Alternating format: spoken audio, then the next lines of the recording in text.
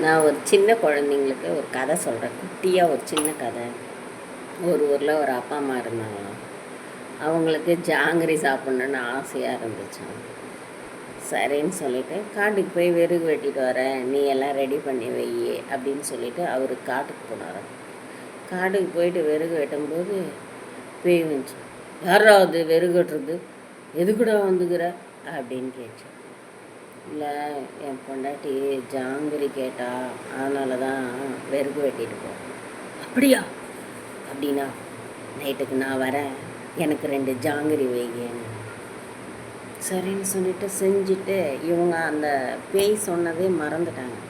எல்லாத்தையும் சாப்பிட்டு முடிச்சிட்ட பிறகு ஏண்டி ஜாங்கிரி இருக்கா?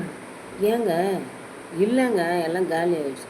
ஏண்டி இப்போ பேய் வருமே, என்ன பண்ணுறது தெரியல, என்னங்க பண்ணுறது? அப்புறம் பேய் வந்துச்சு. ஜல் ஜல் ஜல்லுன்னு ஒரு சத்தம், பயங்கரமான சத்தம், காற்று, பேய் வந்துச்சான். அப்புறமேட்டுங்க சரிடி, ஒரு பெரிய அண்டா இருக்குது, அந்த அண்டாவில் நம்ம 2 பேரும் ஒழிஞ்சிக்கலாம் அப்படின்னு சொல்லிட்டு 2 பேரும் அதுக்குள்ளே ஒழிஞ்சிக்கிட்டாங்களாம். அதுக்கப்புறம் என்னங்க என்னடி, என்னங்க எனக்கு ஒரு பாம் வருதுங்க, ப்ளீஸுங்க. உனக்கு நேரங்காலமே இல்லை பாம் வர்றது, ஏய் வந்து என்ன பண்ணுமோன்னு நானே பயந்துட்டு இருக்கேன். சரிங்க ப்ளீஸுங்க.